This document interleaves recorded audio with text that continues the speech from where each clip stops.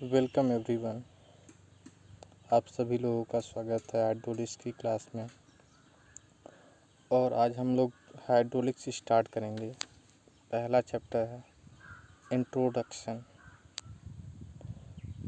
देखेंगे कि हाइड्रोलिक्स होता क्या है, हाइड्रोलिक्स की परिभाषा क्या है, हाइड्रोलिक क्यों पढ़ते हैं, हाइड्रोलिक सब्जेक्ट क्यों पढ़ते हैं, और उसके बाद आगे सब कुछ पढ़ेंगे। स्टार्ट करते हैं चैप्टर 1 इंट्रोडक्शन। चैप्टर 1 का नाम है इंट्रोडक्शन यानी परिचय। इस चैप्टर में हम हाइड्रोलिक सब्जेक्ट का परिचय देखेंगे कि परिचय क्या होता है। जैसे कि आप जाते हैं कहीं तो अपना किसी को परिचय बताते हैं, वैसे ही इस चैप्टर में हम लोग हाइड्रोलिक सब्जेक्ट का परिचय देखेंगे कि हाइड्रोलिक सब्जेक्ट होता क्या है।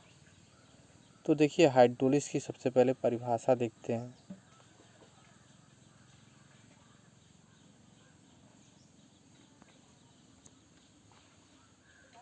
हाइड्रोलिक सब्जेक्ट की परिभाषा देखते हैं। पहला होता है हाइड्रोलिक्स को हिंदी में कहते हैं द्रव इंजीनियरिंग। द्रव इंजीनियरिंग वो हाइड्रोलिक्स जो है ग्रीक शब्द ह्यूडर से बना है। ह्यूडर ह्यूडर ह्यूडर का सिंपली अर्थ होता है पानी यानी जल। यानी हाइड्रोलिक्स बना है ह्यूडर से। ह्यूडर्स का अर्थ होता है पानी। यानी हम हाइड्रोलिक सब्जेक्ट में पानी या द्रव के बारे में पढ़ते हैं, द्रव या तरल के बारे में पढ़ते हैं। अब हाइड्रोलिक सब्जेक्ट की परिभाषा एक बार देख लेते हैं। तो देखिए, आपका जो हाइड्रोलिक सब्जेक्ट है, इस परिभाषा ऊपर दी और दो परिभाषा है। तो पहला है कि यह अभियांत्रिक विज्ञान यानी मैकेनिकल साइंस की वह शाखा है, मैकेनिकल इंजीनियरिंग की वह शाखा है जिसके अंतर्गत हम पानी के व्यवहार का अध्ययन करते हैं। यानी हाइड्रोलिक सब्जेक्ट में हम पानी या द्रव या तरल के व्यवहार का अध्ययन करते हैं। कब? जब पानी या तो रुका हो तो, या फिर पानी बह रहा हो, या हवा रुकी हो या हवा बह रही हो। तो हाइड्रोलिक सब्जेक्ट में क्या करते हैं, यही इन्हीं दोनों का अंतर करते हैं। या कह सकते हैं कि हम द्रव या तरल के बारे में उसके व्यवहार का अध्ययन करके, देखिए इसमें द्रव इंजीनियरिंग एक ऐसा विषय है जिसके अंतर्गत तरल यांत्रिकी के सिद्धांतों के आधार पर द्रव के व्यवहार का अध्ययन, यानी द्रव के व्यवहार का अध्ययन करते हुए उसका उपयोग करना डेली टू डेली लाइफ में। कैसे? मशीन बना के। बहुत सारे हाइड्रोलिक्स मशीन होते हैं जो द्रव के गुणों पर ही आधारित होते हैं, द्रव या हवा के गुणों पे। अगर द्रव पे है तो आपका हाइड्रोलिक्स हो जाता है, अगर हवा पे है तो पिनोमेटिक्स हो जाता है। तो इस सब्जेक्ट में हम क्या करते हैं, द्रवों के व्यवहार का अध्ययन करते हैं। किसका उपयोग करके? फ्लूइड मैकेनिक्स का, यानी फ्लूइड मतलब तरल यांत्रिकी का उपयोग करते हुए, उसके सिद्धांतों का उपयोग करते हुए द्रव का व्यवहार का अध्ययन करते हैं। और हमें जब द्रव के व्यवहार पता चल जाते हैं तो उससे कुछ मशीनें बनाते हैं जिससे हमारे डेली टू डेली लाइफ के प्रॉब्लम सॉल्व होते हैं। तो आगे देखते हैं कि हाइड्रोलिक्स क्यों पढ़ते हैं, आखिर क्या उपयोग है। तो देखिए, हाइड्रोलिक्स या द्रव इंजीनियरिंग के प्रयोग या उपयोग पढ़ेंगे तो बहुत सारे उपयोग हैं। मतलब आप आपके डेली टू डेली लाइफ में उपयोग होता है।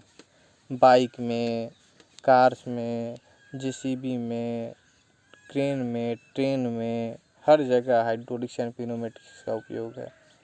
जहाँ पे भी हैवी लोड उठाना या हैवी वर्क करना, वहाँ पे हाइड्रोलिक्स का उपयोग करते हैं।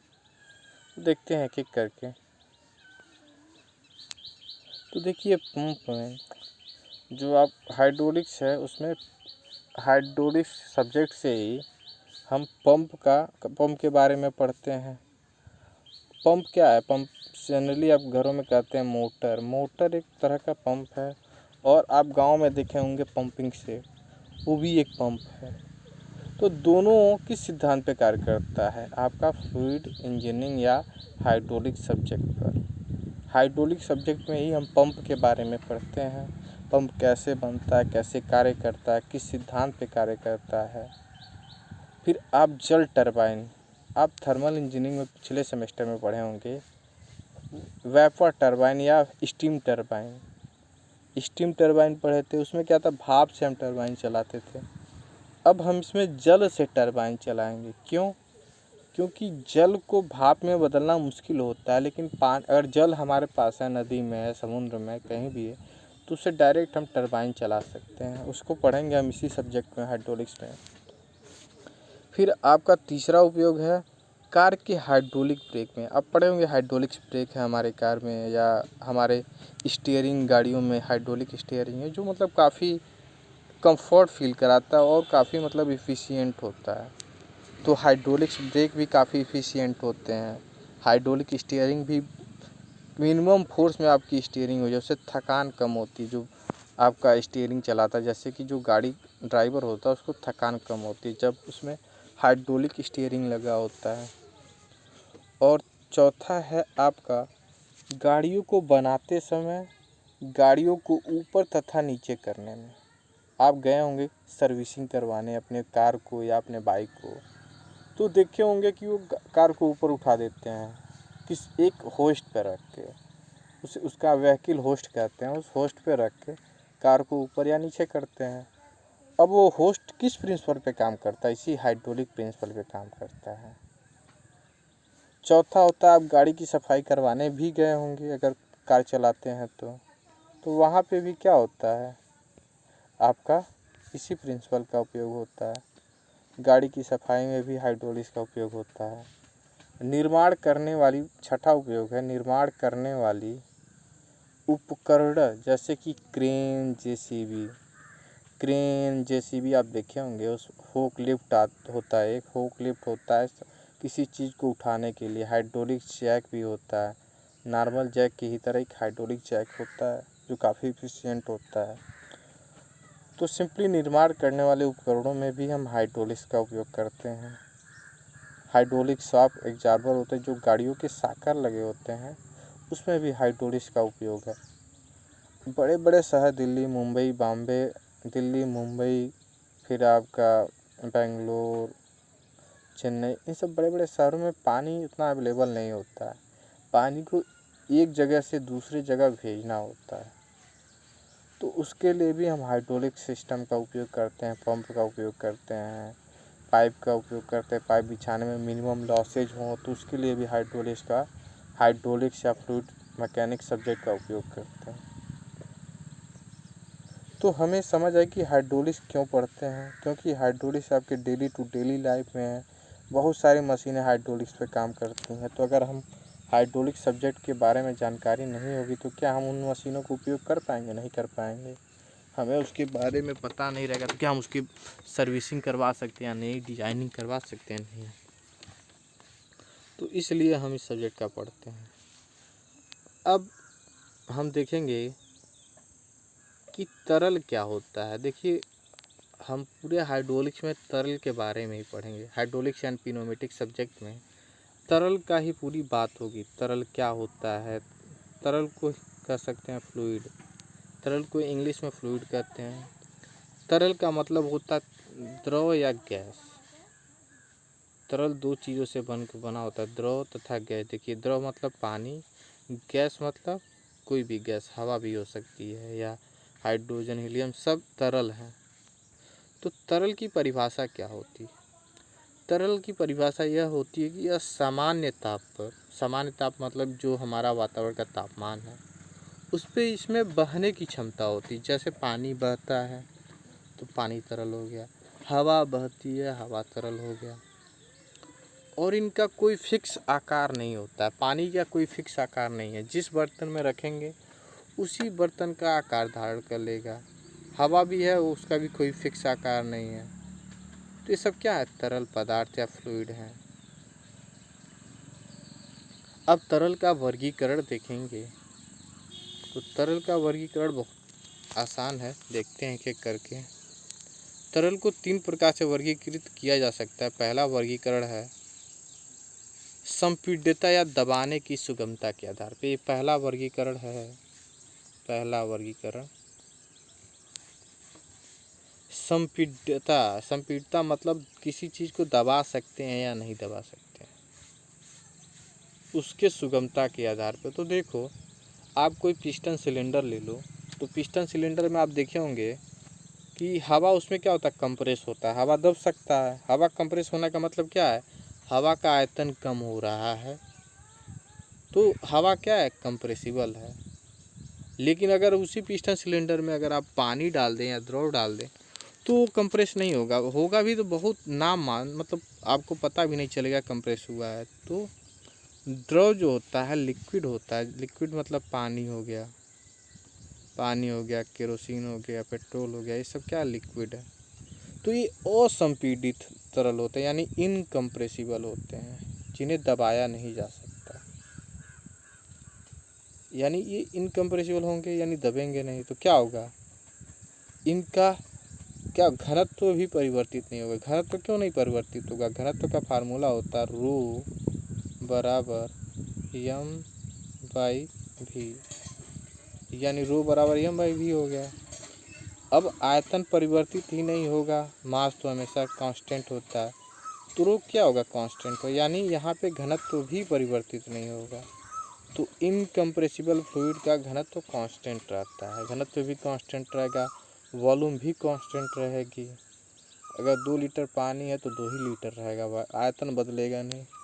और तापमान का भी बहुत ज़्यादा प्रभाव नहीं पड़ता, यानी तापमान बढ़ाएंगे तो भी बहुत कम आयतन बढ़ता है,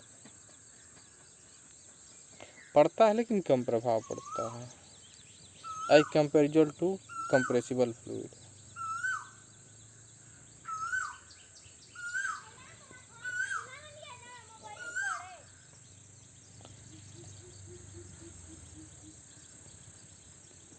और दूसरा होता है, पहला तो हो गया द्रव, संपीड़ितता के आधार पे द्रव क्या है, इनकम्प्रेसिबल है। द्रव मतलब पानी, आपका केरोसिन, डीजल, पेट्रोल, सब क्या है, द्रव है। दूसरा होता है गैस। गैस मतलब हवा, हाइड्रोजन, नाइट्रोजन, ये सब गैस हैं। तो गैस को क्या कर सकते हैं, हवा को हम क्या कर सकते हैं, कंप्रेस कर सकते हैं, यानी ये संपीड़ित होते हैं, यानी ये कंप्रेसिबल होते हैं। कंप्रेसिबल फ्लूइड भी इन्हें कहते हैं। तो क्या इन्हें दबाया जा सकता है, हाँ एकदम दबाया जा सकता है। और इन पर तापमान का बहुत ज़्यादा अंतर पड़ता है, यानी तापमान बढ़ने पर इनका आयतन बहुत तेज़ी से बढ़ता है। और इन्हें जिस बर्तन में रखा जाएगा वो उस बर्तन का पूरा घेर लेंगे। ऐसा नहीं है कि आप 1 किलो हवा पूरे रूम में खोल दें तो पूरा रूम में फैल जाएगा। ऐसा नहीं है कि पानी की तरह मतलब 1 लीटर ही जगह में, इसका क्या है, आयतन बहुत तेज़ी से फैलता है, कम बेसी होता है। तो इसलिए इसे क्या कहते हैं, संपीड़ित तरल कहते हैं। आप गैस सिलेंडर है, गैस सिलेंडर को क्या है, वो 15 लीटर के आसपास होता है, 15-16 लीटर। 15-16 लीटर में अगर उसको खोल दें तो रूम का आयतन जितना भी उस समय फैल जाएगा, तो उसका आयतन बहुत तेज़ी से फैल रहा है।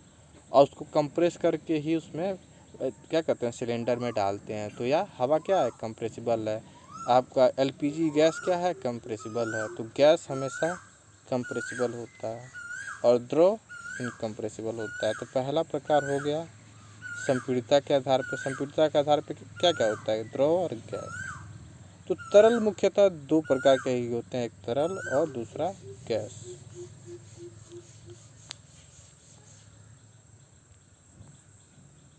अब द्वितीय वर्गीकरण देखेंगे कि द्वितीय वर्गीकरण क्या है, बहुत इम्पोर्टेंट है वर्गीकरण, आपका कभी कभी पूछ लिया जाता है आपके एग्जाम में।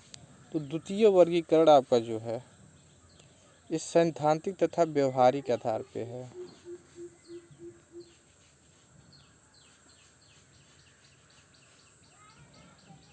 सैद्धांतिक तथा व्यवहारिक आधार पर मतलब व्यवहार में कैसे हम तरल को देखते हैं, किसी भी तरल को व्यवहारिक रूप में कैसे देखते हैं।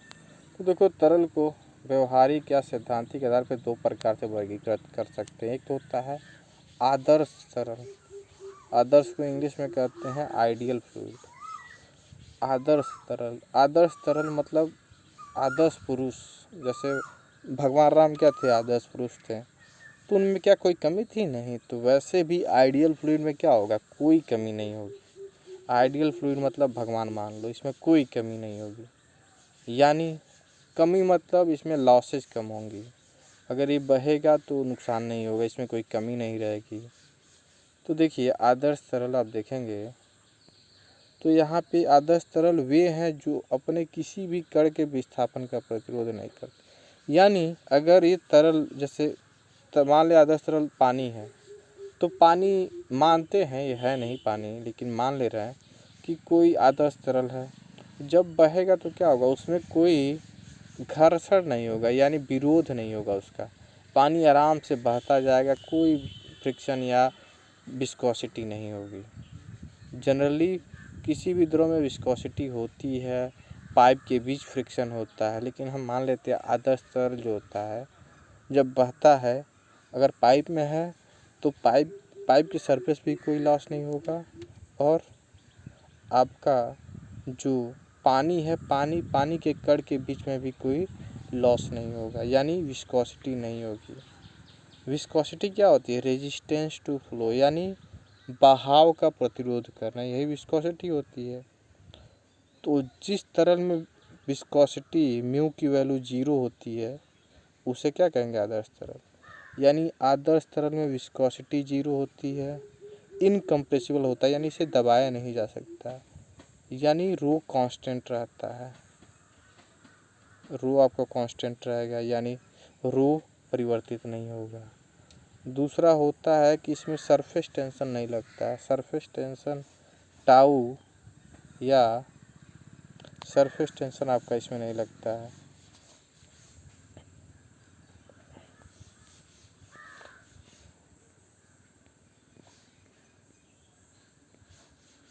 कोई श्यानता नहीं होगी। सरफेस टेंशन को हिंदी में पृष्ठ तनाव कहते हैं। तो आदर्श तरल में आपका पृष्ठ तनाव भी नहीं रहेगा, श्यानता यानी विस्कोसिटी भी नहीं रहेगी, और इसका ये इनकम्प्रेसिबल होता है, यानी रो कांस्टेंट रहेगा। रो कांस्टेंट रहेगा तो भी कांस्टेंट रहेगी, और तो मानो इसमें कोई भी लॉसेज नहीं होती है। यही होता है आदर्श तरल। अब क्या आदर्श तरल हर जगह पाए जाते हैं? नहीं। वास्तव में कोई भी तरल मतलब आइडियल फ्लूइड या आदर्श तरल नहीं होता है। कोई भी पूरे दुनिया में जितने भी द्रव हैं या गैस हैं वो आदर्श नहीं हैं, कुछ न कुछ लॉसेज होती हैं। लेकिन आदर्श तरल हम कंपैरिजन करने के लिए एक स्टैंडर्ड सेट करते हैं। आइडियल फ्लूइड में ये होनी चाहिए, जिससे कि क्या होगा? कोई लॉस नहीं होगा।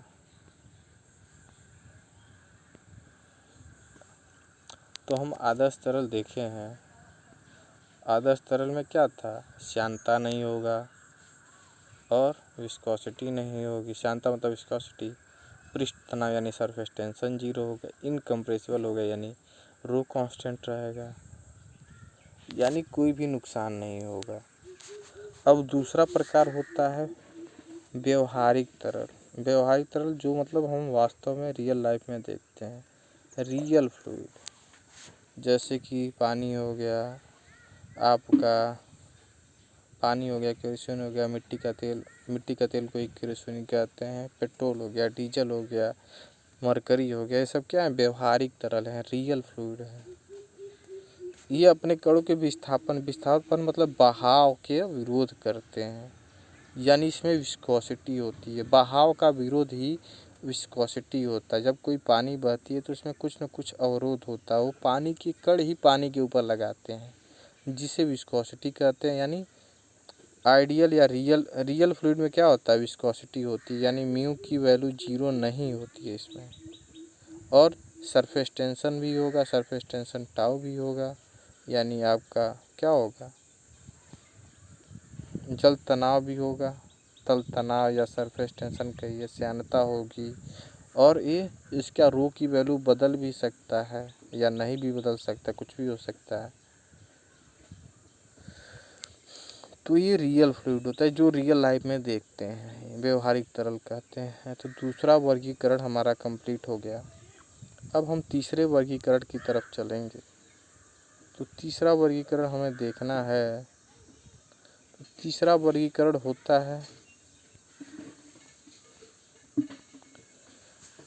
तरल का वर्गीकरण। तृतीय वर्गीकरण है ये। तृतीय वर्गीकरण क्या कर कर्तन प्रतिबल। कर्तन प्रतिबल यानी शियर स्ट्रेस। कोई भी द्रव होता है तो उसका कुछ सरफेस होता है, जैसे नदी में पानी का ऊपर का सतह होता है, तो उस सतह पे कोई शियर स्ट्रेस लगता है। वो शियर स्ट्रेस सतह के पैरेलल लगता है, यानी बहाव के ठीक डायरेक्शन में हम एक कर्तन बल लगता है। वो कर्तन बल कहाँ से आता है? ग्रेविटी के कारण। मतलब जो हमेशा देखिएगा नदी जिधर कम ऊंचाई रहेगी उधर ही बहता है, ढलान की तरफ। ढलान की वजह से एक शियर फोर्स लगता है पानी के ऊपर। उसी शियर फोर्स की वजह से क्या होता है? पानी बहता है। तो उसे ही कर्तन प्रतिबल या शियर स्ट्रेस कहते हैं। तो शियर स्ट्रेस के कारण उत्पन्न विरूपण की दर, यानी कितने तेजी से बह रहा है, रेट ऑफ डिफॉर्मेशन के आधार पर, यानी कितना शियर स्ट्रेस लगा है, कितने तेजी से बह रहा है, यानी कितना ज़्यादा ढलान देंगे कितने तेजी से बह रहा है, और शियर स्ट्रेस अगर सच में लगा रहे हैं तो बह रहा है कि नहीं बह रहा है। इन सब के आधार पे भी हम द्रव को 4 प्रकार से विभाजित कर सकते हैं। पहला होता है न्यूटोनियन फ्लूइड। तो देखिए न्यूटोनियन फ्लूइड बहुत आसान है। न्यूटोनियन होता है, दूसरा नॉन न्यूटोनियन होता है। तो नॉन न्यूटोनियन, न्यूटोनियन का मतलब क्या हुआ? कुछ नहीं है, सिंपली एक न्यूटन साइंटिस्ट थे, सबको पता होगा। न्यूटन महान साइंटिस्ट थे जिन्होंने एक समीकरण दिया, टाउ। टाउ को शियर स्ट्रेस कहते हैं या कर्तन प्रतिबल कहते हैं। शियर स्ट्रेस बराबर टाउ बराबर mu d u upon d y. Mu ये आपका म्यू क्या है? विस्कोसिटी है। D u change in velocity है, यानी वेग में परिवर्तन। डी वाई क्या है? ऊंचाई में परिवर्तन। हम देखेंगे अभी आगे फिगर से। और टाउ है, बता ही दिए थे, शियर स्ट्रेस है। तो न्यूटन साहब ने कहा था कि जो शियर स्ट्रेस होता है, कर्तन प्रतिबल होता है, वो डायरेक्टली प्रोपोर्शनल टू होता है d u upon d y. और डायरेक्टली प्रोपोर्शनल होता है तो अगर प्रोपोर्शनल को हम बराबर में करते हैं तो कांस्टेंट म्यू जोड़ देते हैं, जिसे विस्कोसिटी कहते हैं। तो यही क्या है? आपका न्यूटन का समीकरण होता है। अब हम वर्गीकरण पढ़ रहे हैं, तो कौन सा न्यूटोनियन होगा, कौन सा नॉन न्यूटोनियन होगा? तो देखिए, जो न्यूटन का समीकरण हम देख चुके हैं क्या है। यही टाउ बराबर mu d u upon d y. अगर इस समीकरण को कोई द्रव या तरल फॉलो कर रहा है तो क्या होगा? न्यूटोनियन होगा। यानी न्यूटन का समीकरण को फॉलो कर रहा है तो न्यूटोनियन हो गया। अगर इस समीकरण को नहीं फॉलो करेगा कोई भी तरल तो नॉन न्यूटोनियन हो जाता है। यही होता है न्यूटोनियन, नॉन न्यूटोनियन। अब इसके एग्जाम्पल देख लेते हैं। तो न्यूटोनियन जो होता है, पानी एक न्यूटोनियन है, यानी जो आपका जल होता है वो न्यूटोनियन होता है, यानी इस नियम को फॉलो करता है। यानी न्यूटन के समीकरण को जल सही रूप से फॉलो करता है, इसलिए इस न्यूटोनियन है। केरोसिन भी हो गया, हवा भी हो गया, ये सब न्यूटन के नियम को फॉलो करते हैं। अब न्यूटोनियन तरल में क्या होता है, इस म्यू की वैल्यू कांस्टेंट होती है। यानी म्यू हमेशा, अगर म्यू की वैल्यू 1 है तो 1 ही रहेगा, ऐसा नहीं बहाव के साथ बदलता रहेगा। तो म्यू की वैल्यू न्यूटोनियन के लिए कांस्टेंट रहती है। अब नॉन न्यूटोनियन तरल देखेंगे। तो देखिए नॉन न्यूटोनियन है, ये क्या न्यूटन के समीकरण को फॉलो करेगा? नहीं फॉलो करेगा। तो क्या हो जाता है, ये समीकरण tau is not equal to, यानी बराबर नहीं होगा mu d u upon d y. तो ये न्यूटन के समीकरण को नहीं फॉलो करते हैं। जैसे कि एग्जाम्पल में देखेंगे पॉलीमर सॉल्यूशन। पॉलीमर का जो विलयन होता है, पॉलीमर बहुत सारे होते हैं, उनका विलयन जो होता है वो न्यूटन के समीकरण को नहीं फॉलो करता है। हमारे बॉडी में जो रक्त है वो भी न्यूटन के समीकरण को नहीं फॉलो करता है, जो पेंट होता है। बहुत सारे एग्जाम्पल हैं जो हम देखेंगे। इसमें विस्कोसिटी क्या है, विस्कोसिटी का मान बदलता रहता है, यानी म्यू की वैल्यू बढ़ घट सकती है। न्यूटोनियन में क्या था, फिक्स था। इसमें म्यू की वैल्यू शुरू में 1 हो सकती है, बाद में 5 हो सकती है, 10 हो सकती है। बहाव के साथ ही, यानी समय के साथ म्यू की वैल्यू बदलती है नॉन न्यूटोनियन में। और यहाँ पे न्यूटन का समीकरण एक बार देख लेते हैं।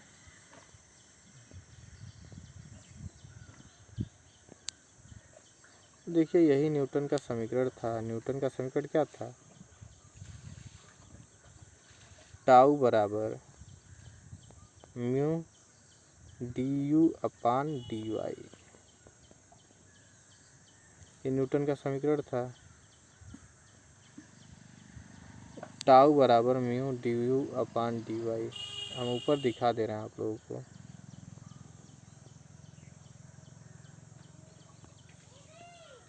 यही न्यूटन का समीकरण था। यहाँ पे आपको दिख रहा होगा, ये न्यूटन का समीकरण है। अब यहाँ टाउ क्या, सब एक एक चीज़ नीचे लिखा हुआ आप देख सकते हैं।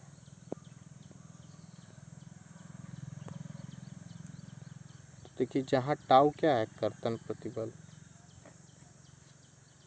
फार्मूला जो हम पढ़े थे, टाउ बराबर mu d u upon d y. वहाँ पे क्या है, टाउ आपका कर्तन प्रतिबल यानी शियर स्ट्रेस है।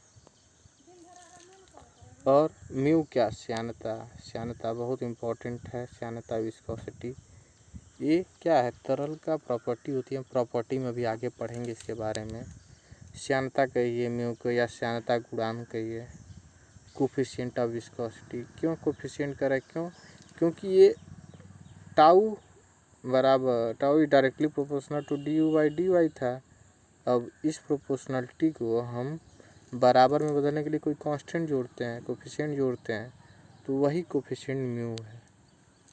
तो यहाँ पे म्यू क्या है, श्यानता गुणांक या कोफिशिएंट ऑफ विस्कोसिटी, जिसे गतिक श्यानता भी कहते हैं, यानी डायनेमिक विस्कोसिटी भी कहते हैं।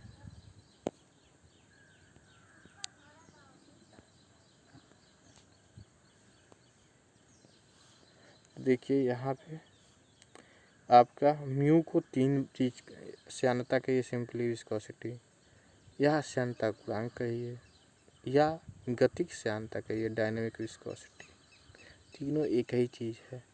और d u upon d y ये विरूपण की दर होती है, रेट ऑफ डिफॉर्मेशन, यानी कितने तेजी से बहाव हो रहा है।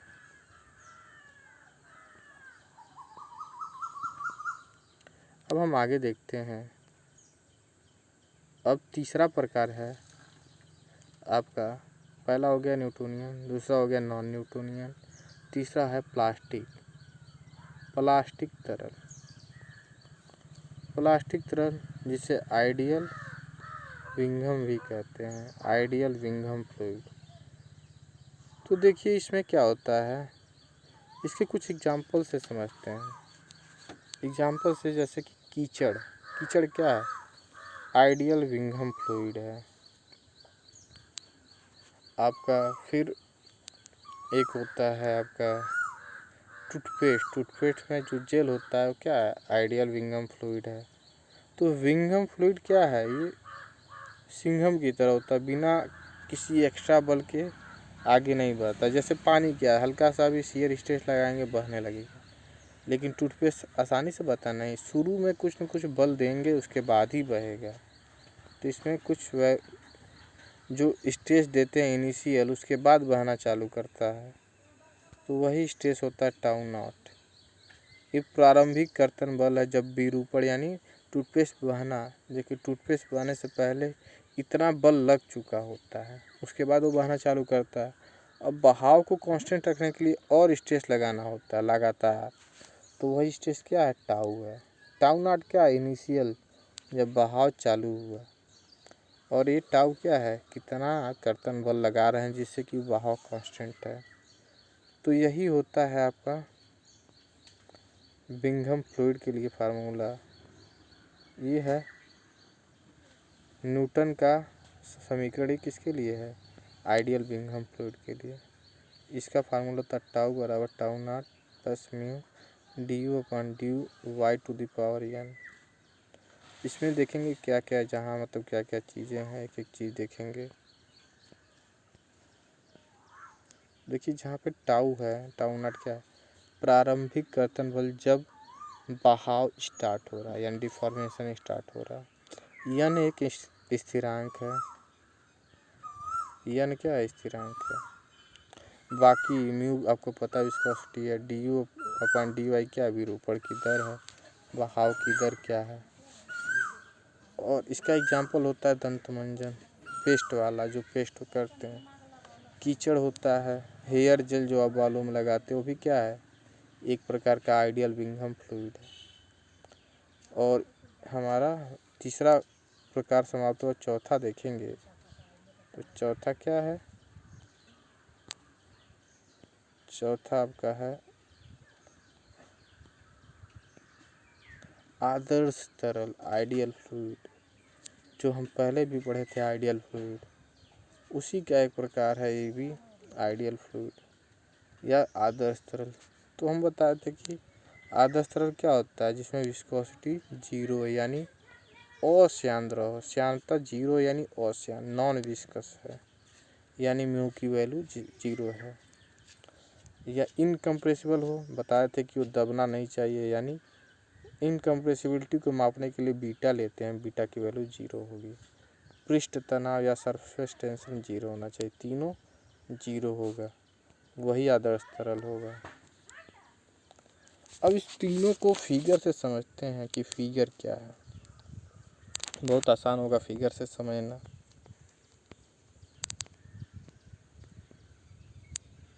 तो देखिए यही फिगर है। तो फिगर को समझने के लिए सबसे पहले क्लियर कर देते हैं जो भी चीज़ें। तो देखिए यह ई एक्स डायरेक्शन है, एक्स डायरेक्शन, एक्स डायरेक्शन है, और ये वाला वाई डायरेक्शन है। तो एक्स डायरेक्शन पे बहाव देखते हैं, यानी कितने तेज़ी से बह रहा है। विरूपण की दर, विरूपण की दर मतलब डिफॉर्मेशन कितने तेज़ी से हो रहा है, ठीक है। और इधर देखते हैं कितना शियर स्ट्रेस लग रहा है, यानी कितना हम कर्तन प्रतिबल लगा रहे हैं, यानी कितना शियर स्ट्रेस लगा रहे हैं। जैसे जैसे शियर स्ट्रेस लगाएंगे वैसे वैसे बहाव बढ़ता जाता है। कम शियर स्ट्रेस लगाएंगे कम बहेगा, जैसे जैसे ज़्यादा शियर स्ट्रेस बढ़ता जाएगा। देखिए यहाँ पे शियर स्ट्रेस है, यहाँ पे कर्तन प्रतिबल टाउ। अब टाउ ऊपर की तरफ बढ़ता जाएगा, नीचे की तरफ घटता जाएगा। देखते हैं सबसे पहले न्यूटोनियन फ्लूइड के लिए, क्योंकि 4 प्रकार के होते हैं तरल कर्तन प्रतिबल के आधार पे। तो देखिए ये कर्तन प्रतिबल है, इसी के आधार पे देख रहे हैं, एक कर्तन प्रतिबल है इसके आधार। तो देखिए जब कर्तन प्रतिबल लगाते हैं न्यूटोनियन में, तो एक सीधी रेखा मिलती है, ये देखिए,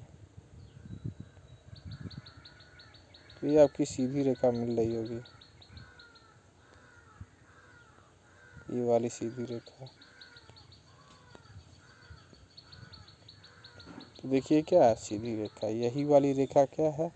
ये न्यूटोनियन के लिए, न्यूटोनियन तरल, यानी ये समीकरण टाउ बराबर mu d u upon d y का, d u upon d y का समीकरण फॉलो करता है, यानी ये क्या होगा? न्यूटोनियन होगा। और एक होता है नॉन न्यूटोनियन। नॉन न्यूटोनियन दो तरह से ग्राफ बनाता है, एक तो इधर बनाता है ऊपर की तरफ, एक नीचे की तरफ, ठीक है। और तीसरा होता है आपका आदर्श प्लास्टिक तरल या ideal Bingham fluid. Ideal Bingham fluid, देखिए यहाँ पे न्यूटोनियन में क्या था, फिगर से समझते हैं। न्यूटोनियन में जैसे जैसे यहाँ जीरो है शियर स्ट्रेस, और विरूपण भी जीरो, यानी पानी रुका हुआ है। जैसे जैसे शियर स्ट्रेस बढ़ाते जाएंगे, शियर स्ट्रेस बढ़ता जाएगा ऊपर की तरफ, देखिए क्या हो रहा है? विरूपण यानी इधर बहाव भी बढ़ता जा रहा है, और वह एक सीधी रेखा बनाता है। वही नॉन न्यूटोनियन में एक होता है कि कम शियर स्ट्रेस पे बहुत ज़्यादा बहाव करने लगता है, और एक नॉन न्यूटोनियन होता है जो आपका बहुत ज़्यादा स्ट्रेस लगाने पे बहना तो चालू होता है, लेकिन धीरे धीरे बहुत ज़्यादा स्ट्रेस लगाने पे बहता है। और तीसरा प्रकार होता है आइडियल प्लास्टिक। प्लास्टिक आप देखे होंगे शुरू में बहुत ज़्यादा खींचने पे, शुरू में ज़्यादा ताकत लगाने पे खिंचाव नहीं होता, लेकिन जैसे जैसे ताकत बढ़ाते जाते हैं उसमें खिंचाव स्टार्ट होता है, धीरे धीरे फैलता जाता है। तो वैसे ही है, जैसे टूथपेस्ट है। टूथपेस्ट क्या है, शुरू में इतना बल लगाएंगे तो इतना शियर स्ट्रेस लगाएंगे तो क्या होगा, उसमें थोड़ा सा भी बहेगा नहीं। शुरू में टूथपेस्ट दबाते हैं तो नहीं निकलता है, जब धीरे धीरे ताकत बढ़ाते जाते हैं तो देखिए ये बहना चालू हो जाता है। शुरू में नहीं बहेगा कुछ बल लगाने पर या कुछ शियर स्ट्रेस लगाने पर, लेकिन बाद में बहने लगेगा। ये हो गया। और चौथा होता है आइडियल फ्लूइड। आइडियल फ्लूइड में क्या है कि बिना शियर स्ट्रेस के ही बहने लगता है, क्योंकि इसमें विस्कोसिटी नहीं होती, विरोधी नहीं होता है, तो अपने आप बहता रहता है। ये हो गया आइडियल फ्लूइड। हम चारों तरह का पढ़ लिए हैं, इसमें कोई डाउट नहीं है। तो धन्यवाद। अब बस यहीं क्लास बंद करते हैं। Okay bye everyone.